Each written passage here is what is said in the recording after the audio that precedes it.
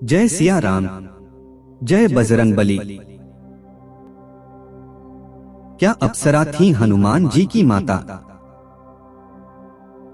माता अंजनी से हनुमान के जन्म की कथा तो सबने सुनी है, लेकिन बहुत कम लोग जानते हैं कि माता अंजनी इंद्र के दरबार में अप्सरा थीं।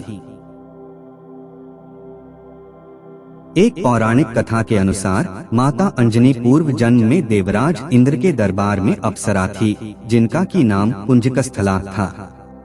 बालपन से ही वे अत्यंत सुंदर और स्वभाव से चंचल थी। एक दिन जब वह खेल रही थी तो एक वानर को तपस्या करते देखा, तो उन्हें यह एक बड़ी आश्चर्य वाली घटना लगी। उन्होंने उस तपस्वी वानर पर फल फेंकने शुरू कर दिए। यह बहुत बड़ी गलती थी, क्योंकि वह कोई आम वानर नहीं बल्कि एक तपस्वी साधु थे।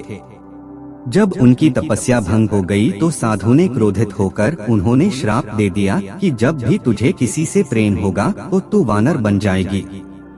पुंजकस्थला के बहुत गिड़गिड़ाने और माफी मांगने पर उस साधु ने कहा कि तेरा चेहरा वानर होने के बावजूद उस व्यक्ति का प्रेम तेरी तरफ कम नहीं होगा। एक दिन इंद्र के खुश होने पर इंद्र ने जब उन्हें मनचाहा वरदान मांगने को कहा, तब उन्होंने हिचकिचाते हुए उनसे कहा कि उन पर एक तपस्वी साधु का श्राप है, अगर हो सके तो उन्हें उससे मुक्ति दिलवा दें।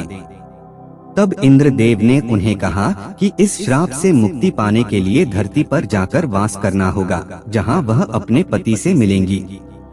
इंद्र की बात मानकर पुंजकस्थला अंजनी के रूप में धरती पर चली आईं। वह एक शिकारन के तौर पर जीवन यापन करने लगी। जंगल में उन्होंने एक बड़े बलशाली युवक को शेर से लड़ते देखा और उसके प्रति आकर्षित होने लगी। जैसे ही उस व्यक्ति की नजरें अंजनी पर पड़ी, अंजनी का चेहरा वानर जैसा हो गया।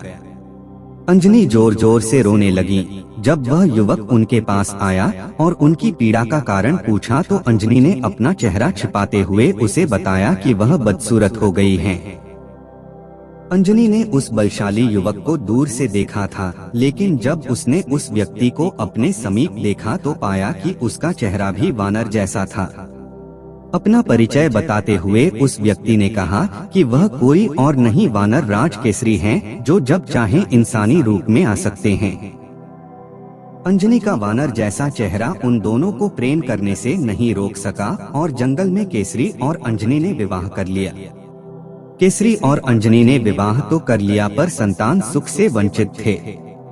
अंजना अपनी इस पीड़ा को लेकर मतंग ऋषि के पास गई। तब मंतग ऋषि ने उनसे कहा, पंपा सरोवर के पूर्व में नरसिंह आश्रम है, उसकी दक्षिण दिशा में नारायण पर्वत पर स्वामी तीर्थ है, वहां जाकर उसमें स्नान करके 12 वर्ष तक तप एवं उपवास करने पर तुम्हें पुत्र सुख की प्राप्ति होगी।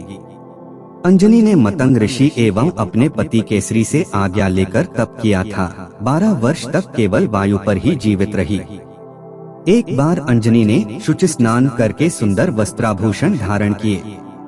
तब वायु देवता ने अंजनी की तपस्या से प्रसन्न होकर उस समय पवन देव ने उसके कान में प्रवेश कर उसे वरदान दिया कि तुम्हारे यहाँ सूर्य, अग्नि एवं सुवर्ण के समान तेजस्वी वेद वेदांगों का मर्मज्ञ विश्वंद्य महाबली पुत्र होगा। इस आशीष के बाद वे शिव की आराधना और तपस्या में लीन रही। तब प्रसन्न होकर शिव ने उन्हें वरदान मांगने को कहा। अंजना ने शिव को कहा कि साधु के श्राप से मुक्ति पाने के लिए उन्हें शिव के अवतार को जन्म देना है, इसलिए शिव बालक के रूप में उनकी कोख से जन्म ले। तथास्तु कहकर शिव अंतर ध्यान हो गए। इस घटना के बाद एक दिन अंजनी शिव की आराधना कर रही थीं और दूसरी तरफ अयोध्या में अयोध्या के महाराज दशरथ अपनी 3 रानियों के साथ कौशल्या, सुमित्रा और कैकेयी साथ पुत्र रत्न की प्राप्ति के लिए श्रृंगी ऋषि को बुलाकर पुत्र कामेष्टि यज्ञ के साथ यज्ञ कर रहे थे। यज्ञ की पूर्णाहुति पर स्वयं अग्निदेव ने प्रकट होकर श्रृंगी को खीर का एक स्वर्ण पात्र कटोरी दिया और कहा, ऋषिवर, यह खीर राजा की 3 रानियों को खिला दो। राजा की इच्छा अवश्य पूर्ण होगी, जिसे 3 रानियों को खिलाना था। लेकिन इस दौरान एक चमत्कारिक घटना हुई। एक पक्षी उस खीर की कटोरी में थोड़ी सी खीर ले गया और तपस्या में लीन अंजनी के हाथ में गिरा दिया। अंजनी ने शिव का प्रसाद समझकर उसे ग्रहण कर लिया। तब वानर मुख वाले हनुमान जी का जन्म त्रेता युग में अंजना के पुत्र के रूप में चैत्र शुक्ल की पूर्णिमा की महानिशा में हुआ। अंजनी के पुत्र होने के कारण ही हनुमान जी को आंजनेय नाम से भी जाना जाता है, जिसका अर्थ होता है अंजना द्वारा उत्पन्न। उनका एक नाम पवन पुत्र भी है, जिसका शास्त्रों में सबसे ज्यादा उल्लेख मिलता है। शास्त्रों में हनुमान जी को वातात्मज भी कहा गया है। वातात्मज यानी जो वायु से उत्पन्न हुआ हो। इस तरह माता अंजनी ने सिर्फ बजरंगबली को जन्म देने के लिए पृथ्वी पर अवतरण लिया था।